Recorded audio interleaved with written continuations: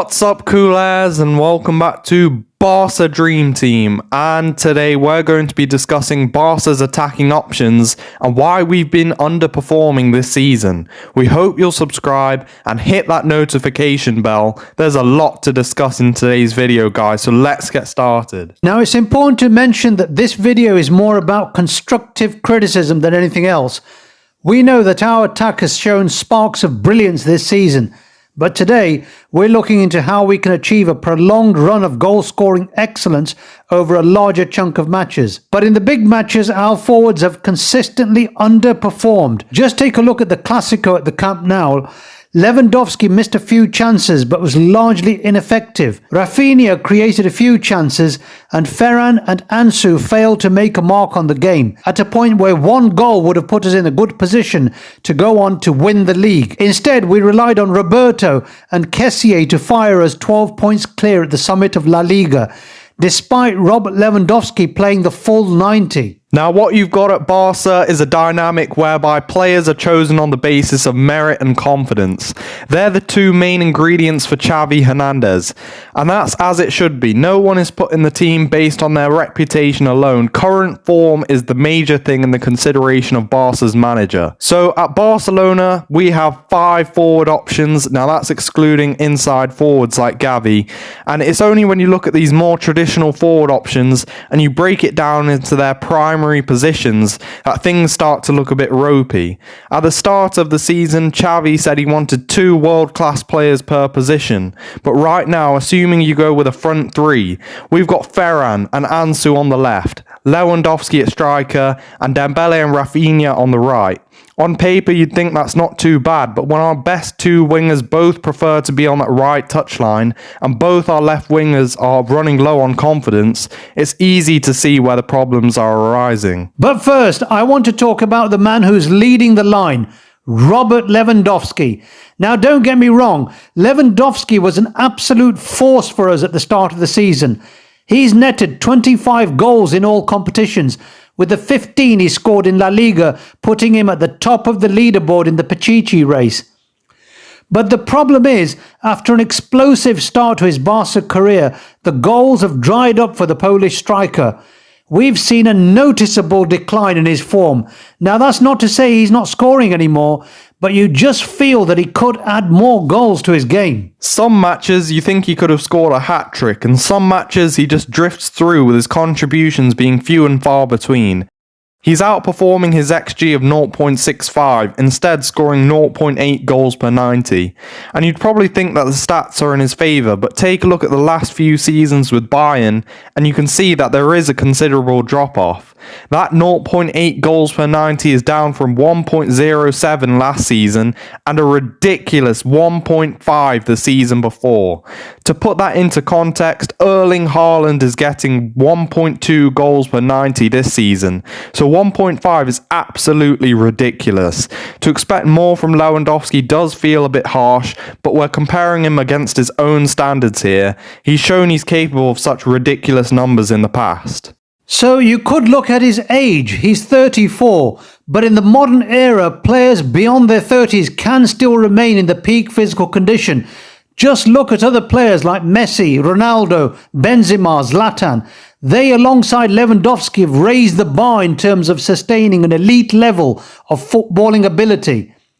So, do you instead point to the injuries to Pedri and Dembele as the possible explanation? And look, guys, it's really no coincidence that we're seeing this drop-off in form from Lever at a time when we're without Pedri and Dembele. In fact, the whole team is suffering. So now that we've identified one of the problems in Barca's injury crisis, let's take a more in-depth look at the absence of Pedri and Dembele. We've already discussed what these big injuries mean for the performances of Jules Koundé. Make sure to check that video out later on. So now I want to move on from Lewandowski, and now let's talk about Raphinha. And in the absence of Dembele, an out-of-favour Raphinha has suddenly burst onto the scene on red-hot form. He's scoring goals in big moments. We always felt that the turning point had come when he scored that header against Osasuna. And Raphinha's grabbed this chance by the scruff of the neck. He really is firing. Every time he's on the ball, you feel like something's going to happen and he's regaining his Leeds United form. And what we're seeing as a consequence of that is Raphinha feeling that he has the license to take more shots on, take more risks, and add that dynamism back into his game.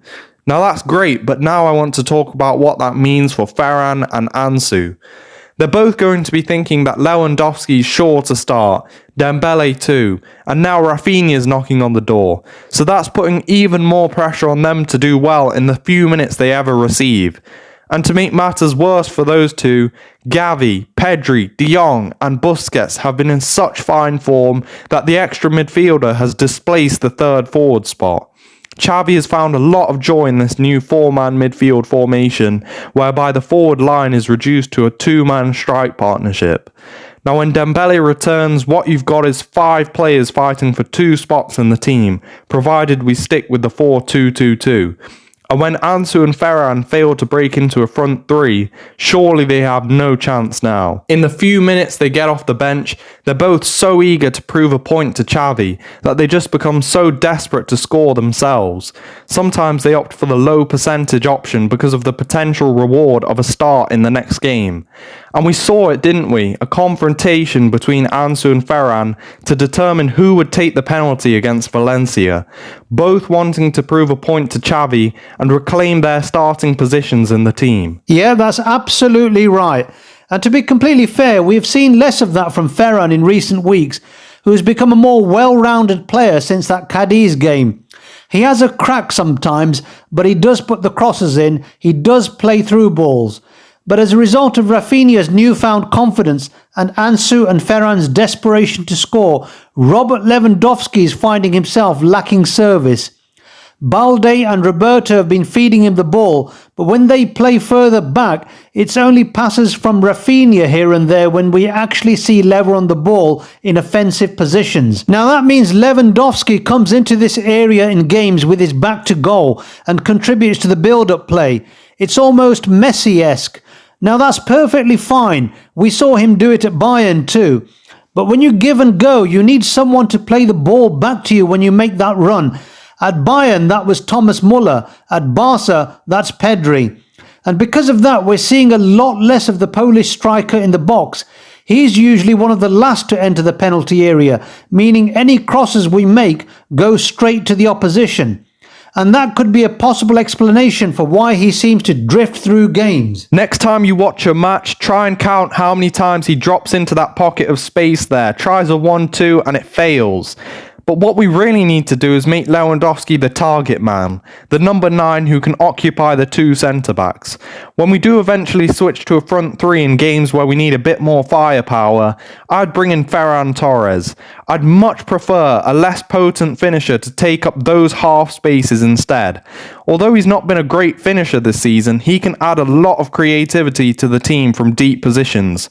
We've discussed before how he can be very effective in the second striker role, and he's putting in excellent through balls and lofted balls from this kind of area. In fact, that's what made him so good against Cadiz a few weeks back. Also, we don't make a lot of use of those late runs into the box. Think about Sergi Roberto's goal in the Clásico. Now, I know this isn't the reason for Roberto's goal, but it was a good play from Raphinha in the first instance. Now, just watch Raphinha here. Raphinha makes the decision to leave the crowded penalty area, get to the edge of the box and give Araujo that extra option to cut it back. The cross goes in from Araujo, the shot is missed, but Roberto picks up the scraps and scores the equaliser. And Ferran Torres would be really good at doing that when we're counter-attacking. With so many players in the box, it's good to have that extra option of someone who's unmarked and in a good position to shoot. We have to capitalise on opportunities to cut the ball back into the box, and we have to think strategically instead of just flooding the penalty area. Ferran Torres would be great at that, to pick up the scraps, enter the penalty area and fire it in. Let us know in the comments down below, guys, what do you think is the reason for our forwards underperforming? So if you like this video, guys, and want to stay up to date with Xavi's Barca Dream Team, make sure to hit that notification bell, subscribe to BDT, and we'll see you next time. Visca Barca!